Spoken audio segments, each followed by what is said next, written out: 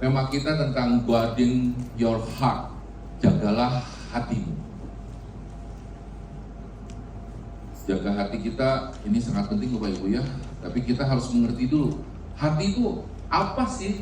Kenapa kita harus menjaga hati kita? Bapak Ibu, hati itu gabungan antara roh kita dan jiwa kita. Roh dan jiwa kita. Roh itu rohani kita, jiwa kita isinya pikiran, perasaan, dan kehendak kita. Jadi kenapa kita harus baca Alkitab setiap hari, kenapa kita harus berdoa, kenapa kita harus bergereja, kenapa? Karena itu untuk membangkitkan apa? Roh kita.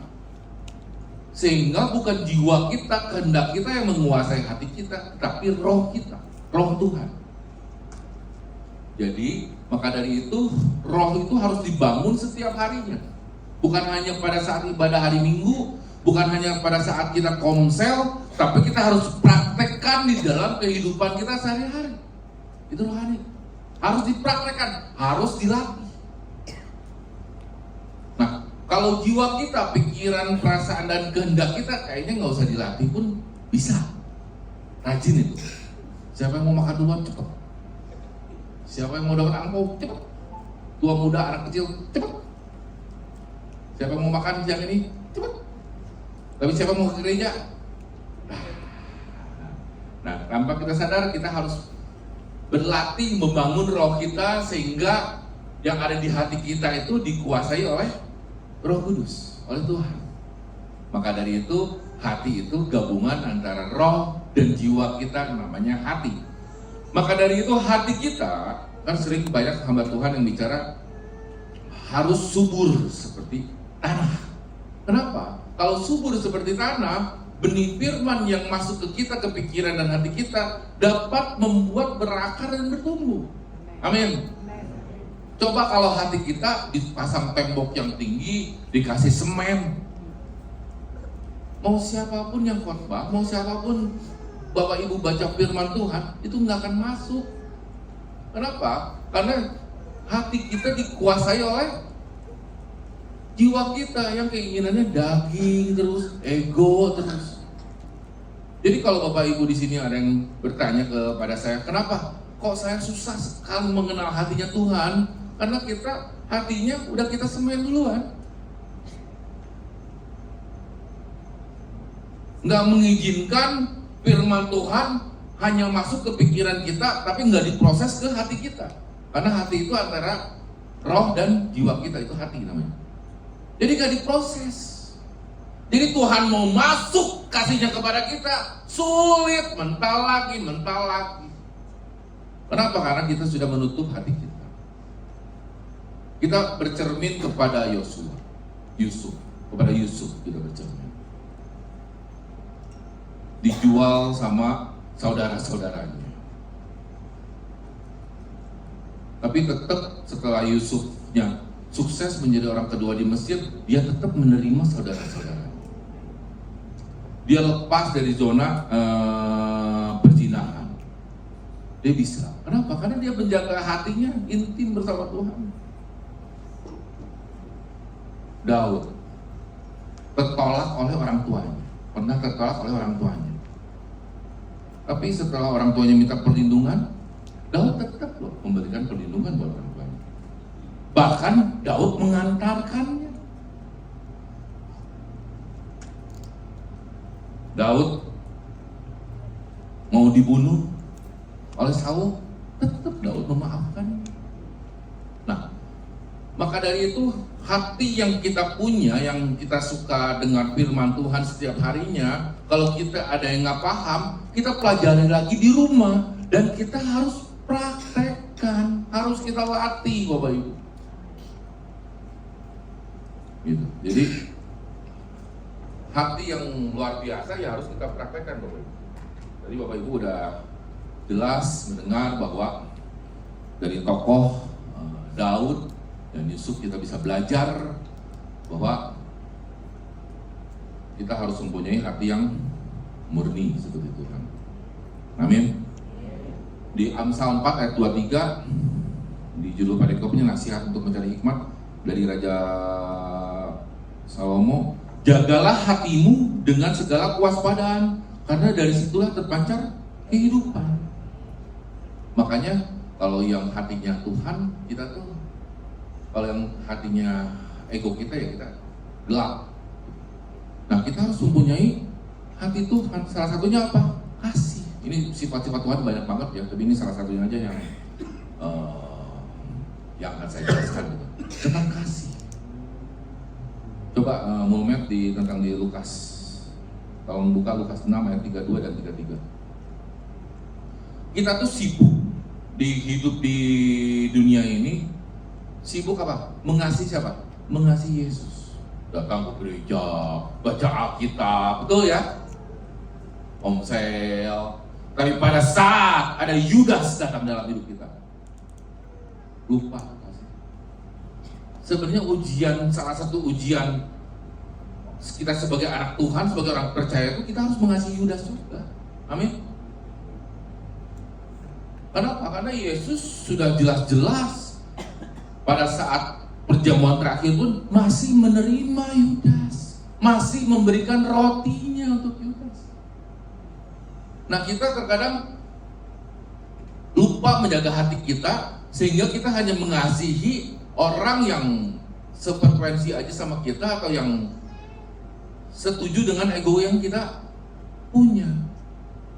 Tapi kita lupa mengasihi orang yang berdosa, kita lupa mengasihi orang yang mungkin berkhianat sama kita, kita lupa mengasihi orang yang nggak cocok sama kita. Betul ya? Kita sering sekali begitu. Kita nggak menunjukkan muka kita baik, bersinar, kita hanya terang kepada terang aja, tapi kita nggak mau menjadi terang untuk kegelapan. Itu mau gimana kita menjadi serupa dengan Kristus, sedangkan Kristus sendiri bilang apa? Kasihi Yudas. Tepuk tangan untuk firman Tuhan. Haleluya. Itu ujian kita harus bisa mengasihi Yudas dalam versi kita masing-masing. Jadi Bapak Ibu, mari kita belajar ya. Di Lukas 6 ayat 32 dan 33 saya bacakan. Dan jikalau kamu mengasihi orang yang mengasihi kamu, apakah jasamu? Karena orang-orang berdosa pun mengasihi juga orang-orang yang mengasihi mereka. Sebab jikalau kamu berbuat baik kepada orang yang berbuat baik kepada kamu, apakah jasamu? Orang-orang berdosa pun berbuat demikian. Yang kedua, kita belajar tentang kreatif. Kenapa sih kita harus kreatif? Ya, untuk menunjang kita bahwa kita bisa menjadi pemenang di dalam hidup kita. Yesus itu super kreatif, Bapak Ibu. Saking kreatifnya, berapa miliar manusia di bumi ini karakternya beda-beda. Mukanya nggak ada yang sama identik. Bentuk bibirnya beda-beda. Tapi kita sebagai anaknya Tuhan, yang dikasihi Tuhan, yang harus menjaga hati kita, yang harus menjaga pikiran kita, kita pergunakan waktu yang sudah Tuhan kasih untuk apa? Untuk misinya kita. Kenapa? Karena kita ngasih makan selalu jiwa kita, pikiran kita, perasaan kita, kehendak kita. Akhirnya hati kita kalah. Karena kalahnya sama siapa? Sama ego kita. Akhirnya waktu yang sudah Tuhan kasih, talenta yang sudah Tuhan kasih, akhirnya kita tidak kreatif dalam bekerja pun. Akhirnya dampaknya terhadap ekonomi kita apa? Mungkin kita nggak memiliki uang, mungkin kita kurang memiliki teman, mungkin kita nggak memiliki hal-hal yang baik di hidup kita. Kenapa? Ya karena kitanya nggak kreatif. Belajar kita kreatif. Selalu ingat, Tuhan juga kreatif. Kalau saya menggunakan waktu saya yang kosong ini dengan scroll TikTok terus dan IG terus, yang hanya untuk memenuhi ego saya, ini nggak usah. Ada kan anak-anak muda kan, wah edit IG itu satu foto di Instastory aja bisa 2 jam. Tapi dengan firman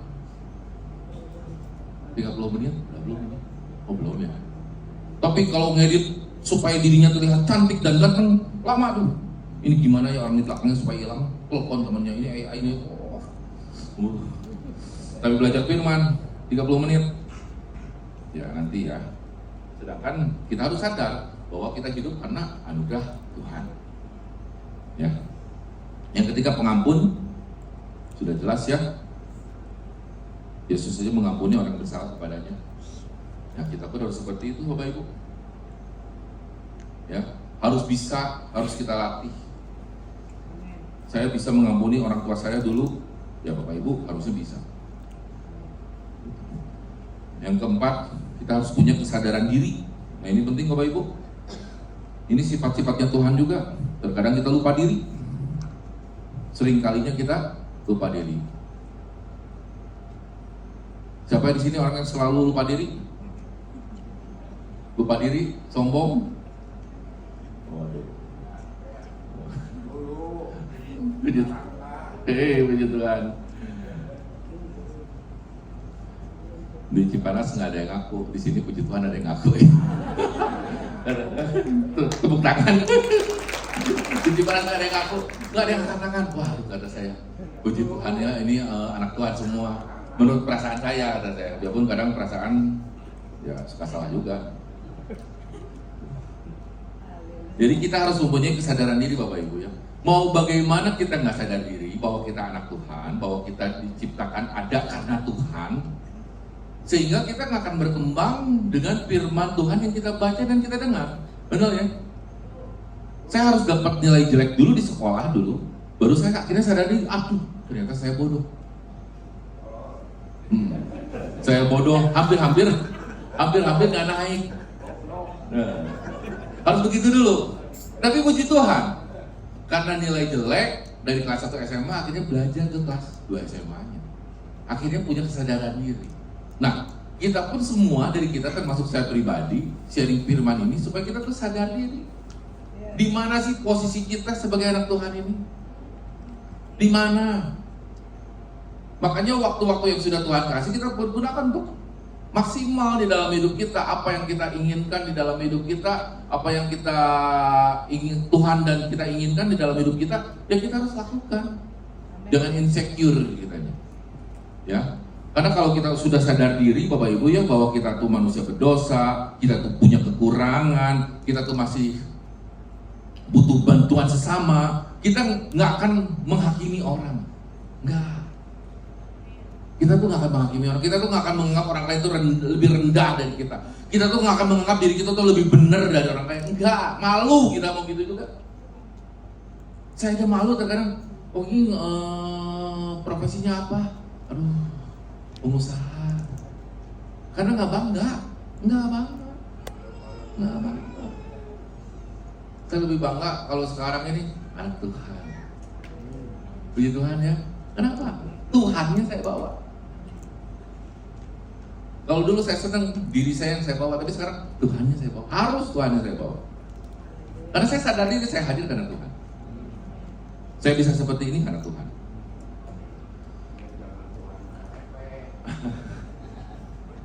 Harus murah hati. Ya, kita harus murah hati. Om Aming bilang jangan Tuhan KTP katanya. Karena kalau Tuhan kita KTP, tanah yang tadi yang hati kita yang harusnya ditanam nggak berbuah kok, nggak ada dampaknya. Buah itu nggak akan terlihat, nggak akan terasa juga sama orang lain. Gitu. Jadi kalau kita memang kenal Tuhan dengan baik, dengan benar, buah yang kita hasilkan dari tanah kita itu, dari hati kita itu akan terasa sama orang lain. Bisa dilihat, bisa diraba, bisa dirasakan. Gitu. Rendah hati ya jelas ya kita harus rendah hati, kita nggak boleh sombong hati. Karena dengan rendah hati kita bisa diajar, kita bisa belajar, kita akan mengerti maksud dan tujuan hidup kita bersama Tuhan di dunia ini apa. Jadi kita perlu sekali untuk rendah hati. Rajin, nah ini sifat Tuhan juga, bahwa kita memang harus rajin supaya kita bisa bekerja maksimal untuk kemuliaan kerajaan Tuhan. Dan kenapa sih rajin ini saya masukkan? Biasanya hamba Tuhan lain jarang memasukkan kata ini. Karena ini sifat Tuhan yang setiap menit harusnya kita rasain. Tuhan tuh pelihara kita.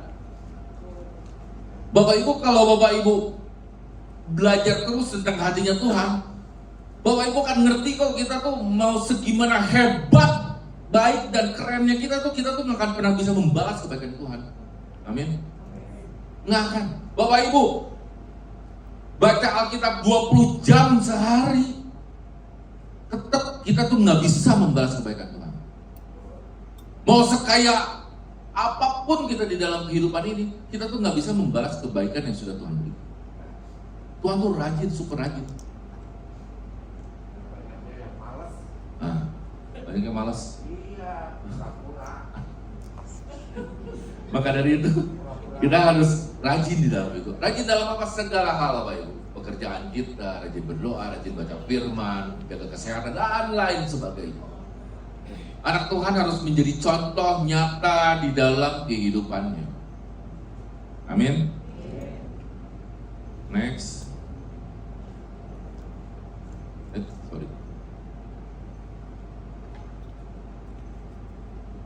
Untuk menjaga hati, kita bisa mengendalikan pola pikir, pola rasa, dan pola tindak kita. Di Filipi 4 ayat 8 sampai 9, Rasul Paulus menulis, "Jadi akhirnya saudara-saudara semua, yang benar, semua yang mulia, semua yang adil, semua yang suci, semua yang manis, semua yang sedap didengar, semua yang disebut kebajikan dan patut dipuji, pikirkanlah semuanya itu. Dan apa yang telah kamu pelajari, dan apa yang telah kamu terima, dan apa yang telah kamu dengar, dan apa yang telah kamu lihat padaku, lakukanlah itu. Maka Allah sumber damai sejahtera akan menyertai kamu." Tepuk tangan untuk Tuhan. Di Amsal 14 ayat 29, Raja Salomo menuliskan, "Orang yang sabar besar pengertiannya, tapi siapa cepat marah membesarkan kebodohan." Nah, bagi kita yang suka marah-marah, ya kita akan terlihat bodoh di mata orang lain. Dulu apa dulu. Jadi Bapak Ibu ya, kalau di kita yang masih suka marah-marah, kita tuh terlihat bodoh loh di mata orang lain. Saya pribadi pun begitu, dulu suka marah, sekarang baru sadar, oh iya, ternyata saya terlihat bodoh di mata orang lain. Jadi Bapak Ibu, supaya hati kita bisa menjaga hati kita harus lihat juga perjuangan Rasul Paulus. Ini menulis kitab-kitab ini, Bapak Ibu enak nih di sini nih, nyaman, pakai AC dan lain sebagainya. Kehidupan kita mungkin cukup enak, kita masih tidur di kasur, kita masih kesini mungkin ada yang naik Grab atau naik motor dan sebagainya, masih dipelihara Tuhan lah intinya. Tapi tanya kepada diri kita sendiri, apakah kita sudah maksimal dalam melayani Tuhan? Apakah kita lebih maksimal melayani diri kita atau melayani Tuhan? Ini Rasul Paulus rata-rata menulis kitabnya itu di dalam penjara, Bapak Ibu. Di dalam penjara, di dalam kesesakannya, di dalam penderitaannya. Kita kalau di dalam penjara ngapain? Nangis. Terkadang kita dikasih hidup agak enak aja, nangisnya banyak. Apalagi dikasih hidup di dalam penjara. Instastory kita penuh nanti. Kasih ini aku loh, teleponin teman-teman, bestie. Wah, ini Rasul Paulus itu menulis kitab di penjara, memuliakan Tuhan. Memuliakan Tuhan. Kita di penjara, pertanyaannya, kita ngapain kalau di penjara? Ngutuk Tuhan atau memuliakan Tuhan? Atau menyalahkan keadaan? Kebanyakan dari kita mungkin menyalahkan keadaan ya. Kenapa kok saya begini, kenapa kok saya begini, kenapa kok saya begini. Tapi Rasul Paulus menulis apa? Tentang kemuliaan Tuhan. Nasihat-nasihat. Nah, mari kita belajar dari situ Bapak Ibu ya, supaya hati kita itu selalu dipenuhi oleh Roh Kudus. Yang kedua, kita bisa berjaga-jaga dalam doa dan pengucapan syukur. Di 1 Tesalonika 5 ayat 17, ini Rasul Paulus juga Bapak Ibu ya, sampai 18. Tetaplah berdoa, ayat 17 ayat 18, mengucap syukurlah dalam segala hal, sebab itulah yang dikehendaki Allah di dalam Kristus Yesus bagi kamu. Ini kata bersyukur tuh, kita akan berproses nggak sampai saat ini loh Bapak Ibu. Jadi ya, sampai Mahmud menjemput kita. Jadi proses bersyukur, kalau Bapak Ibu bilang, oh saya bersyukur, prosesnya lama ya. Tapi kita bisa nikmati. Kalau kita bersama Tuhan, kita akan mengerti, oh ini toh bersyukur. Oh ini toh yang Tuhan mau. Kita bisa belajar dari Ayub. Saya sangat kagum ya sama Ayub ya. Ada yang tahu Ayub punya anak berapa? Ayub punya anak berapa? 10. 7 lelaki, yang lamengnya 3 awewe. Dan 10-10-nya meninggoy. Bahasa TikTok sekarang meninggoy. Yang kedua, hartanya ludes dalam semalam. Kambingnya, lembunya ludes. Kurang lebih 7.000 ekor. Ya, kita bilangnya seperti itu. Ya kalau dikaliin kambing 3 juta, ya harga sekarang mah berapa Pak? Ya, banyak juga ya harga sekarang juga ya. Yang ketiga, si Ayub juga terkena penyakit keras. Yang keempat, si Ayub juga dihujat sama istrinya, sama temennya. Itu temennya kurang ajar. Oh kok kesian, datang diatepkeun. Temennya tuh mungkin datangnya berharap ya, sugan masih ada kambingnya, yuk, kambingnya masih ada nggak? Nggak ada. Benteng jadinya, nggak ada yang bisa diharapkan dari si Ayub. Jadi temennya diam aja 7 hari 7 malam tuh, nemenin dia aja. Karena udah, mungkin temennya bilang, aduh ini terlalu berat. Anak yang meninggal semua, leuwih 10 deh. Hartanya hilang, istrinya suruh menghujat Tuhan. Tapi Ayub tetap bersyukur sama Tuhan. Apa di Ayub 1 ayat 21 bilang apa? Coba bisa tampilkan. Ayub 1 ayat 21 apa? Katanya, dengan telanjang aku keluar dari kandungan ibuku, dengan telanjang juga aku akan kembali ke dalamnya. Tuhan yang memberi, Tuhan yang mengambil, terpujilah nama Tuhan. Tepuk tangan untuk Tuhan. Itu loh. Kita belajar dari situ, Bapak Ibu. Kita terkadang kehilangan 50.000 aja. Saya beli lotek kemahalan nih kemarin 50.000. Ngambeknya 2 hari 2 malam. Akhir nih saya sama istri, goceng aku. 10.000 aja. Kalunya, enggak 2.000. Aduh, berkurang kalau debat sama istri. Gitu. Jadi terkadang kita lupa mengucap syukur di dalam hidup kita. Kita terlalu meremehkan apa yang sudah Tuhan beri sama kita. Jadi kalau masalah ucapan syukur, saya selalu ingat Ayub lagi, udah. Ayub lagi. Kalau saya kehilangan sesuatu, uang lah atau apa, ingat Ayub lah. Ayub ke 10 anak tetap percaya Yesus, tetap semangat kepada Yesus. Masa saya yang kehilangan uang sedikit aja, murung diam di rumah, kesehatan kurang aja, murung diam di rumah, enggak lah.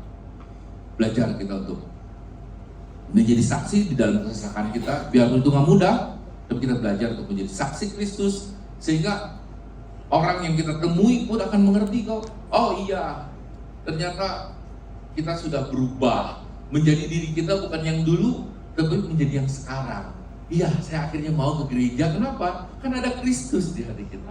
Kenapa? Karena ada tampilan Kristus di tubuh kita. Amin. Tepuk tangan untuk Tuhan. Gitu. Jadi, Bapak Ibu, rasa syukur itu harus kita tunjukkan juga. Tunjukkan, bukan kita ya pamerkan, tunjukkan, asal tujuannya baik untuk kemuliaan Tuhan, nggak apa-apa. Tunjukkan. Supaya orang di sekeliling kita mengerti, oh ini loh orang yang aku kasih gitu. Orang yang bisa berubah karena Tuhan. Yang kita belajar dari Ayub. Yang ketiga,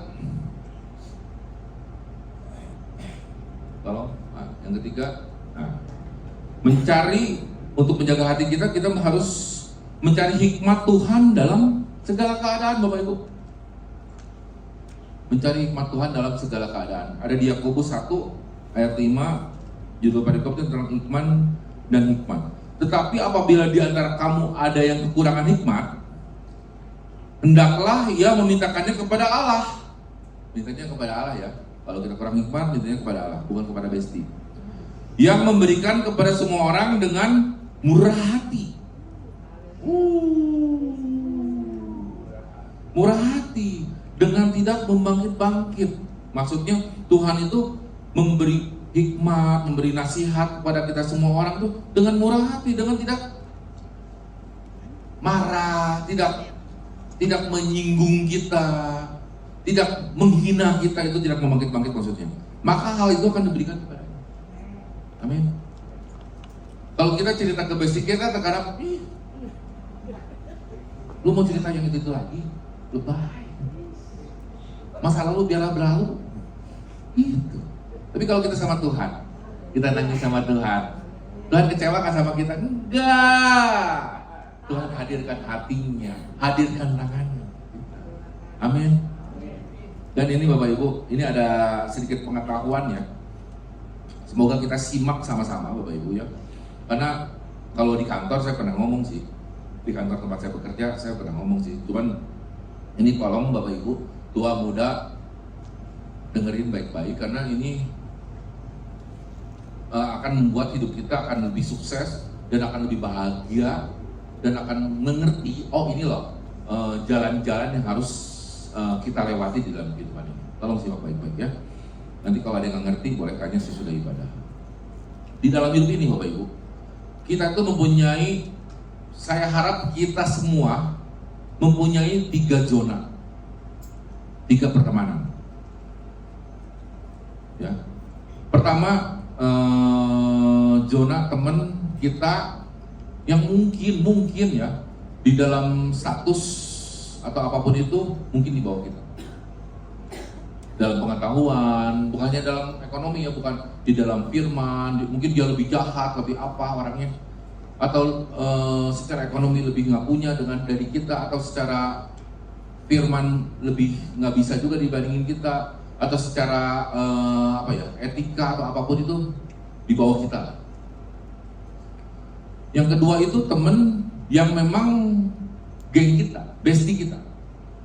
Ini yang paling sering orang bermain itu di situ. Yang ketiga itu teman yang memang di atas kita. Secara apapun, secara firman Tuhan, secara apapun, mungkin di atas kita.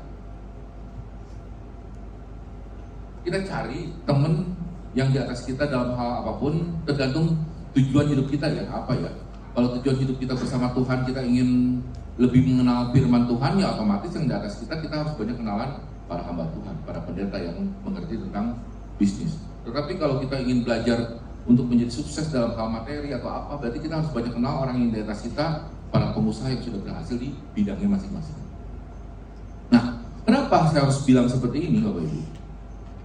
Karena begini Bapak Ibu ya, kalau hidup kita hanya di zona tengah yang setara dengan kita, ini membuat kita tuh nggak berkembang. Tolong dengar baik-baik ya, kita nggak akan berkembang. Mau kamu lihat YouTube motivasi, mau kamu melihat khotbah pendeta di YouTube banyak, nggak berkembang. Kenapa? Karena kita tuh makhluk sosial yang memang harusnya kita tuh berinteraksi secara nyata, real. Anak muda ya, secara real, bukan secara chatting ya. Secara real. Supaya apa? Supaya kita mengerti. Oh, empati kita kalau ke bawah, kita akan aktif. Amin ya. Kita akan aktif, empati kita tuh akan aktif. Kasih sayang kita tuh kalau kita bisa main dengan ke bawah dan ke atas, kita tuh akan aktif. Tapi kalau kita main ke atas, rendah hati kita akan aktif. Jadi penting Bapak Ibu, kita harus mempunyai lingkungan di kehidupan sosial kita itu 3 hal. Ini banyak orang nggak mau ngomong atau nggak diajar. Kenapa? Karena takut salah dalam penyampaiannya atau bagaimana? Saya nggak ngerti. Cuman intinya, kalau Bapak Ibu ingin berkembang di dalam kehidupan kita masalah hati kita ingin dikembangkan menjadi lebih baik. Selain kita berdoa, baca firman dan sebagainya, tapi kehidupan sosial kita pun kita harus upgrade.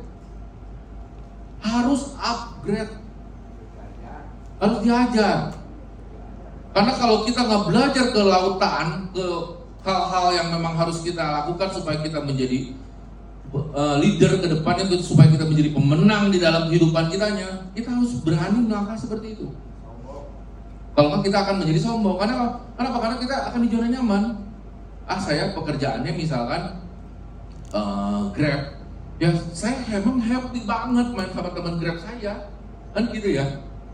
Kenapa? Orang bebas kok, kita mau ngapa-ngapain, kita ngomong jorok, kita ngomong apapun, kita bebas di situ. Kita menjadi diri kita sendiri. Nah itu yang bahaya. Kenapa? Karena hidup kita nggak akhirnya ya stuck begitu, setahun kemudian, 2 tahun kemudian, 3 tahun kemudian, ya akan seperti itu hidup kita ya. Sadar ya, kita ya kadang ada orang yang 5 tahun yang lalu pas kita ketemu sekarang, kok lu masih sama ya? 5 tahun kemudian, kok lu masih sama ya? 10 tahun kemudian, kok lu keriput ya? Tapi dalam segala hal, orang itu tetap sama. Kenapa? Karena dia sedang bermain di zona nyaman dia. Sedang bermain di zona nyaman dia. Nah Bapak Ibu, saya sarankan untuk kita semua, termasuk buat saya juga, kita belajar dari sekarang, keluar dari zona nyaman kita cari hikmat Tuhan dalam segala keadaan ini, supaya apa? Supaya kita sebagai anak Tuhan tuh bisa main di atas, tengah yang sesuai dengan kriteria kita, di bawah kita. Ini penting Bapak Ibu ya, Bapak Ibu harus, kalau nggak ngerti, makanya kata saya juga nanti sesudah ibadah nanti kita bisa ngobrol, bisa diskusi lagi. Karena ini yang saya rasakan, supaya kita bisa lebih mengerti akan Tuhan. Karena banyak dari kita tuh ngerti Tuhan, tapi setelah praktek di lapangan itu kalang kabut juga. Karena nggak terbiasa di kehidupan realnya, dia bergaul dengan orang yang di atas dia dan di bawah dia. Dia hanya terbiasa nongkrong di tempat kopi atau di mana yang sesuai dengan tawanya dia, ngobrolannya dia. Nah ini penting. Ini hikmat Tuhan yang harus kita belajar ya. Yesus pun sama waktu menginjili, dia nggak pilih-pilih hanya orang Yahudi aja, enggak. Semua Yesus layani, semua. Kita belajar dari situ. Rasul Paulus orang Yahudi tapi dia melayani orang non-Yahudi juga. Nah kita tuh terkadang terkotak-kotak tanpa kita sadar, kita hanya bermain di zona itu lagi. Waktu saya pelayanan pertama kali di Rock Cirebon, saya pun agak gemetar juga ya. Aduh, khotbah di Rock Cirebon nih nggak pada kenal orangnya juga gitu ya. Apa yang harus diobrolin, saya kan nggak tahu juga apa permasalahan mereka di kehidupan mereka dan sebagainya. Tapi sebelum saya berkhotbah, saya kenal dulu hari Sabtunya. Kita ketemuan dulu yuk, kita ngobrol dulu yuk. Saya cari tahu dulu apa yang mereka sukai dari sekretariat di Rock Cirebon, apa yang mereka gumulkan, apa yang mereka inginkan di dalam hidup mereka, terus pekerjaan mereka seperti apa. Nah saya harus mengetahui dulu. Nah Bapak Ibu, makanya dari itu, dan nggak hanya mengetahui aja, besoknya pun sesudah beres ibadah, saya ingin belajar. Karena kan banyak orang-orang hebat di sana, di Cirebon juga. Saya ingin belajar. Saya harus rendahkan hati saya. Saya tahu nih, kalau saya bisa masuk ke lingkungan mereka, saya akan diterima dengan baik oleh mereka, yang akan menjadi berkat bagi saya juga, bagi mereka juga. Nah, kita harus berani keluar dari zona-zona yang nggak mau, saya mah pengen sama teman Rock Cianjur aja, sama Rock Cianjur mah enak. Nggak ini ya jangan. Kita harus belajar keluar dari zona-zona kita, Bapak Ibu ya. Saya udah sering ngomong sih ini sih ke jemaat-jemaat yang lama, cuman banyak juga yang puji Tuhan nggak dipraktekin. Puji Tuhan nggak dipraktekin karena nggak tahu kenapa ini prakteknya susah katanya. Ya memang nggak gampang Bapak Ibu. Ya tapi kan mau gimana kita mempraktekkan firman, sedangkan kita hanya firman Tuhan itu hanya di pikiran kita aja, nggak bisa. Saya waktu mulai pelayanan di Ciranyang pun di Pak Hizkia dan Ibu Lydia, saya bilang kalau daging saya males ya Pak Hizkia ya. 1,5 jam loh. Kepala mondok 1,5 jam, pulangnya malam lagi. 1,5 jam, tapi saya tahu ini melakukan misi ini harus saya lakukan. Harus saya lakukan. Jinjing pasti nggak senang, tapi Tuhan pasti senang. Tepuk tangan.